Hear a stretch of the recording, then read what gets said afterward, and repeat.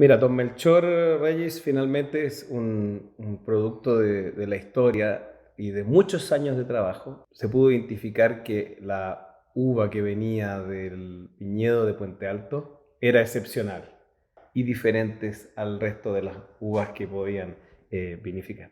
Durante 35 años ya, Don Melchor se ha ido posicionando primero dentro de los grandes vinos y luego como un Cabernet Sauvignon ícono y representante.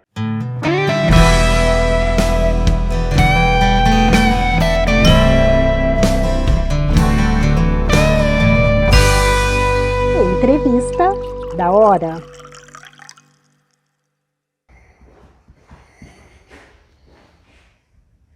Queria te perguntar inicialmente, como nasceu todo esse projeto do Dom Melchior, qual foi o início até chegar hoje na qualidade que ele tem?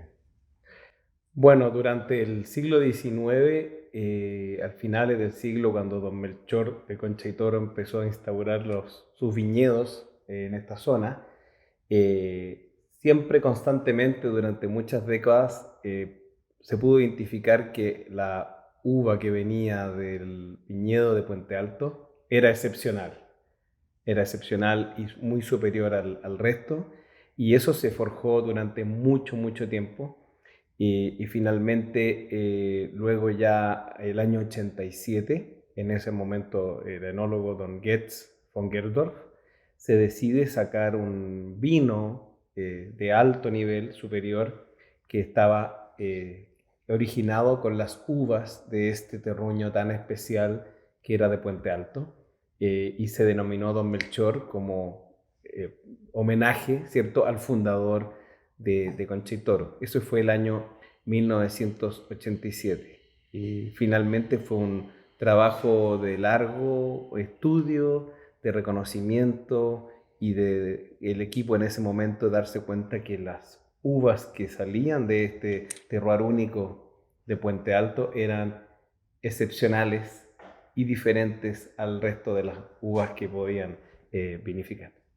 É só Cabernet? La base de Melchor es Cabernet. Cabernet Sauvignon. Los primeros años de Melchor fueron 100% Cabernet Sauvignon, pero luego se fue incorporando en una pequeña proporción algunas variedades de mezcla, como Cabernet Franc, Merlot y Petit Verdot, pero siempre como variedades de acompañamiento. Pero la columna vertebral, la definición de Melchor, es un Cabernet Sauvignon, de más del 90% normalmente, y estas otras variedades, como Cabernet Franc, Merlot y Petit Verdot, acompañan un poco la mezcla, pero siempre como definición, Don Melchor es un Cabernet Sauvignon. E esse Cabernet Sauvignon hoje ele compete no mundo inteiro aí, é um vinho que está sendo reconhecido com altas pontuações nos guias internacionais, ele tem competido com os grandes vinhos do mundo, né? Exclusivamente com a Cabernet, enquanto alguns do mundo têm uma mescla e tal. Como que você enxerga um pouquinho essa questão do Dom Melchor e o posicionamento dele assim, em relação aos outros grandes vinhos do mundo? Mira, Don Melchor Reyes finalmente es un producto de la historia y de muchos años de trabajo, y finalmente durante 35 años ya, Don Melchor se ha ido posicionando primero dentro de los grandes vinos y luego como un Cabernet Sauvignon ícono y representante. Estos siempre son trabajos de largo aliento. Y cuando ya empezó en el tiempo Don Melchor a ser reconocido, ¿cierto?, al nivel de los grandes Cabernet del mundo, que es un trabajo lento, ahí uno finalmente se tiene que ir definiendo y trabajando cuál es el concepto central de Melchor. Y finalmente, del inicio que fue, bueno, nuestra mejor uva, vamos a hacer un Don Melchor, finalmente te das cuenta que detrás de eso hay un terroir muy potente que es Puente Alto, que es la base. Luego de ese terroir hay una selección masal de plantas, de vides, viñeiros que son únicos, que finalmente es una selección que se ha dado en el tiempo y que tiene nuestra selección masal que llamamos Don Melchor, que está en este lugar, y que el viñedo más antiguo hoy día es de 1979, que forma parte de Melchor. Entonces todas estas características hacen tener a Melchor un sustento de historia, de tradición, de calidad, que gracias a Dios hoy día, según la prensa especializada, los críticos más reputados del mundo, ponen siempre a Melchor dentro de los top del mundo cuando se habla de Cabernet Sauvignon de alta gama. Por que Puente Alto é terroir especial que dá os grandes vinhos do Chile? Há muitos grandes vinhos do Chile nesta região, né? Por quê? Puente Alto tiene bastantes características que, por supuesto, como muchos de los terroirs de los países del Nuevo Mundo, se fue descubriendo lentamente, de a poco. No fue alguien que dijo, aquí vamos a sacar el mejor vino. Es un descubrimiento de mucho, mucho tiempo. Puente Alto tiene características únicas que la diferencian de otros lugares. Por ejemplo, la cercanía a la cordillera de los Andes. Estamos ya en el pie de la cordillera, a 650 metros de altura del nivel del mar, con una fuerte influencia cordillerana, que eso regula mucho el clima, hace que las noches de la época de madurez sean frescas. Además, permite que la lluvia caiga de manera un poco más importante en invierno, que cuando se necesita ahí. Y algo muy importante que es la conformación del suelo, porque todo el Valle del Maipo se formó por el recorrido del río Maipo en diferentes épocas, y actualmente, donde está el río Maipo, ¿cierto?, tiene distintas terrazas, niveles de terrazas. Las terrazas más cercanas al río tienen más piedras y más arena, y cuando se va alejando del río incorpora más arcilla. Y hay un punto intermedio perfecto en que tenemos arcilla, que da la estructura, que da los nutrientes, y también piedras redondeadas de distinto tamaño con arena. Y esa es la tercera terraza del río Maipo. Y justamente Puente Alto está en esta tercera terraza del lado norte del río Maipo, con la cordillera de los Andes como escenario de atrás, ¿cierto?, que regula su temperatura, y además sumado a una selección de viñedo de la variedad que hemos descubierto y hemos constatado que se siente en su casa, se siente muy bien, muy cómoda en este lugar, que es el Cabernet Sauvignon. Eso hace que Puente Alto sea especial, diferente y distinto a otros lugares. O vinho é 90% do terroir, e o que faz você comer enólogo? Mira, muy buena la pregunta, Reyes, porque finalmente el terroir, ¿cierto?, se compone del clima, el suelo, la planta y una parte, ¿cierto?, del trabajo de los hombres también, tanto el viticultor, el trabajo vitícola y el trabajo enológico. Y finalmente en estos grandes vinos, donde el terroir es muy potente y es muy importante, nosotros somos los guardianes y los que no tenemos que equivocarnos. Finalmente la calidad viene del viñedo, y la labor como enólogos, como viticultores, tenemos que conservar y equivocarnos lo menos posible para que esa calidad que viene del terroir finalmente llegue a la botella, a la garrafa. Es más bien una labor de interpretación y de conocimiento de la calidad que viene del terreno. No hay que ser grandes cosas más allá que el conocer en detalle qué pasa en cada rincón del viñedo, qué pasa en ese sector que tiene más piedra o en ese sector que tiene más arcilla, saber cosecharlo en el momento adecuado, saber vinificarlo. Pero para mí todo eso es una interpretación correcta de lo que ya se crea como desde el terroir. La labor del enólogo y viticultor finalmente es poder revelar esta fotografía de la mejor manera posible para que ese potencial de calidad llegue a la botella para el consumidor final. Somos unos intérpretes un poco de la naturaleza y de las características de un terruño. Sérgio, a questão, aí se fala muito, o Chile propaga muito o Carmener, né? Sí. E vocês aqui, pelo que eu entendi, não trabalham em Puente Alto com o Carmener, né? Quais as diferenças aí que você poderia traçar entre aí um Carmener e um Cabernet que poderia compor aí grandes vinhos, né? Os melhores vinhos do Chile? Mira, el Carmener es una variedad muy interesante que ha permitido a Chile desarrollar una variedad emblema y que también tiene unas características bien especiales como suavidad, color, sedosidad y esa impronta de especiería y de fruta también que lo hace un gran vino.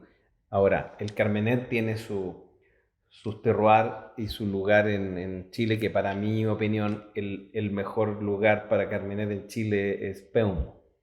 En Peumo el Carmener se da de manera fantástica y en Maipo está bien, pero la verdad que nosotros pensamos que probablemente no sea el terroir más adecuado para Carmener el terroir de Puente Alto. Por lo tanto, nosotros como consumidores o como yo como enólogo viticultor, le tengo un gran aprecio al Carmener, pero dentro de la definición de Melchor está esta parte, en el fondo. Por eso cada lugar, ¿cierto? Cada lugar se expresa de mejor manera con ciertas cepajes. Carmener en Peumo es sensacional. Y ahí, bueno, hay grandes exponentes como el Carmín de Peumo, por ejemplo, que sale de ahí. Por lo tanto, lo que quisimos hacer nosotros en Melchor es tener el Cabernet y algunas variedades que fueran su consorte, que acompañaran muy bien. Pero el caso del Carmener en este terroir, pienso que tiene otros lugares donde se expresa mejor. Questão de harmonização, Dom Melchor, o que você recomendaria aí de acompanhamento para ele? É um vinho pela sua qualidade, para provar somente puro, ou ele vai muito bem também em companhia de pratos? Es una pregunta desafiante, porque Melchor es un vino de origen, de terroir, de concentración, y yo creo que, bueno, hay dos armonizaciones clásicas, ¿cierto? Para el Cabernet Sauvignon, que son las carnes rojas, ¿cierto? Las carnes de vacuno, que puede ser un steak, un T-bone bien hecho, o también una preparación de slow cook, de cocción lenta. Una carne de cocción lenta también puede ir muy bien acompañado. Y por otro lado tenemos la armonización de los quesos, con quesos de pasta, quesos intensos, manchego, gruyère, que pueden también acompañar muy bien. Depende mucho de la ocasión y del gusto de la persona, pero creo yo que no puedo dejar de mencionar estos dos maridajes clásicos. Yo prefiero con Don Melchor tener un plato de poco ingrediente, una carne asada de alta gama con una buena infiltración de grasa y algún acompañamiento simple, sencillo, para que finalmente un clásico tiene que ser acompañado de un clásico. Y creo que un plato con 2 o 3 ingredientes de alta calidad, suficiente para hacer la parcería de Melchor. Sérgio, a Concheitor, ela produz milhões e milhões de litros. E Dom Melchor é um projeto de pequena produção comparativa à dimensão da Concheitor. Isso atrapalha ser Concheitor ou é bom para o seu trabalho? Pienso que Don Melchor existe por Conchitoro. O sea, Conchitoro crea el concepto Don Melchor, viene de los viñedos más emblemáticos de Conchitoro y finalmente el 2019 Don Melchor se constituye como una viña independiente, como Viña Don Melchor, pero siempre el paraguas, ¿cierto? El padre, la casa es Concha y Toro. Creo que para nosotros eso es un orgullo ser originado, ¿cierto? Y venir de todo el trabajo que ha hecho Don Melchor. Y la decisión de estar aparte desde hace 4 años como Viña Don Melchor también creemos que es muy positivo porque permite a Melchor tener su foco, tener su manera de trabajar diferente y para darle más alas y darle un poquito más de movimiento independiente, ¿cierto? Siempre reconociendo su alma mater, pero ahora desde hace algunos años ya como una viña independiente. Eh, Don Melchor sin Conchitoro no existe, porque es parte de la historia. Entonces finalmente uno tiene que honrar a su historia y honrar como quien honra a sus padres, desde donde uno viene, pero también proyectarse hacia el futuro y sacar las alas y poder volar.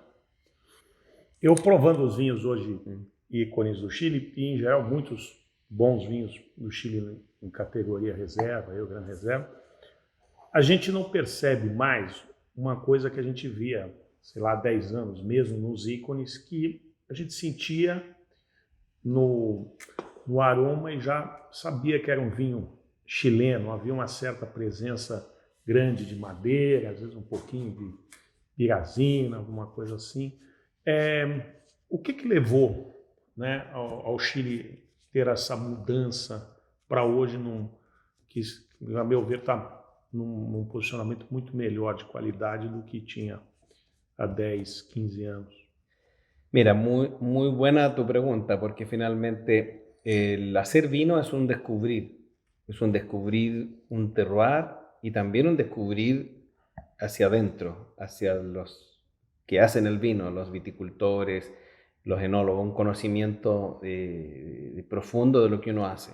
Probablemente cuando un vino está conquistando un mercado, intenta, bueno, a ver por ensayo-error qué estilo de vino le puede gustar al cliente, ¿cierto? Es como una primera fase. Pero cuando tú finalmente conoces profundamente tu lugar, tienes una definición clara de lo que quieres hacer, ya te vas transformando en un clásico y la gente percibe eso y ya la calidad pasa de ser un agregado de características, como tú dices, de madera, de especialidad, hacer algo, una sinfonía con donde todos los instrumentos suenan en armonía, y eso es conocimiento de un lugar y concepto también de propósito, de lo que quiero, qué soy yo, qué es este vino y cómo quiero mostrarme. Y eso lo da la madurez, lo da el tiempo y finalmente también el mercado brasilero. Y los mercados también evolucionan. El mercado brasilero probablemente desde 30 años ahora es otro. Y vamos madurando todos, los enólogos, los viñedos y los consumidores, vamos madurando en distintos tiempos. Y cuando hay una comunión, ¿cierto?, entre la madurez del equipo enológico, con la madurez del viñedo, con la madurez también del consumidor, se da el clic y pasamos a otra etapa de entender que un vino finalmente refleja un lugar y refleja un equipo humano. Y eso es tiempo, es trabajo y es reflexión. Isso você acha que também no mundo todo pegou? Porque houve aquele tempo do vinho altamente concentrado, robusto, que a gente falava do vinho do Parker, né? Aquele modelo Parker. Você acha que nós já passamos essa fase no mundo assim, está se buscando uma outra visão do grande vinho, que não seja apenas aquele vinho extremamente extraído, com bastante presença de madeira, fuerza muy grande, bastante alta? Mira, yo creo que en la historia, tanto en el vino como en distintas disciplinas, el arte, la arquitectura, la literatura, siempre es un péndulo de la búsqueda de algo y después de volver a lo simple. El arte está lleno de ese ejemplo que te va al barroco, después vuelve a los neoclásicos. Es como el péndulo eterno de lo que pasa. Yo creo que en temas de vinos también hubo un buscar de a ver qué es lo que más puedes entregar, qué es lo que más concentrado, que probablemente fue en los años 90. Y luego ya también cuando los consumidores se educaron y cuando, como te decía hace un momento, también nosotros empezamos a conocer el terroir, viene oye, yo no tengo que demostrar lo que no soy, tengo que volver a mi origen. Pero eso es sostenible en el tiempo cuando hay alguien al otro lado que lo entiende y lo compra y lo consume. Entonces finalmente esa tendencia hacia lo más auténtico finalmente se da porque, como te decía, hay de lado y lado, tanto el que produce como el que compra y como el que también hace el puntaje, van entendiendo que a veces menos es más. No porque un vino lo tenga todo, que tenga color y que además tenga madera y que además tenga, va a ser mejor.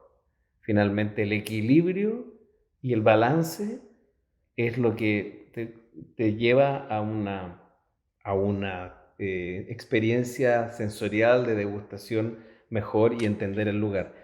Pero de nuevo, eso es un tema de profunda educación y madurez. Quizás en el futuro vamos a irnos de vuelta de nuevo en el péndulo, no lo sé, pero creo que es parte de la madurez normal del que produce y también del que busca un producto de origen. Agora, Sérgio, uma pergunta mais para você, não se restringindo ao Dom Melchior, mas do teu conhecimento, da tua experiência, da tua larga Esa pregunta es vivência. difícil. Muy bien. Para onde vai o Estoy vinho preparado. chileno? Para onde vai o vinho chileno? Quais são os caminhos daqui para frente? Buena pregunta, difícil. Mira, yo creo que no hay un camino, yo creo que hay diversos caminos. Finalmente, tú tienes en el mundo del vino distintos proyectos y distintos niveles de negocio, ¿cierto? Está el vino más masivo, el vino media gama, el vino alta gama. Sin duda que en el vino alta gama el camino es el de el conocimiento profundo del origen, que es lo que hemos estado hablando todo este tiempo. No tengo ninguna duda que en los vinos chilenos de gama alta el propósito y lo que todos los enólogos entendimos es que nosotros solo vamos a avanzar en prestigio y en conocimiento del mercado y en reconocimiento internacional cuando se muestre en profundidad el origen, el lugar y la diferencia y el propósito de por qué yo estoy haciendo tal vino o cuál es la historia detrás.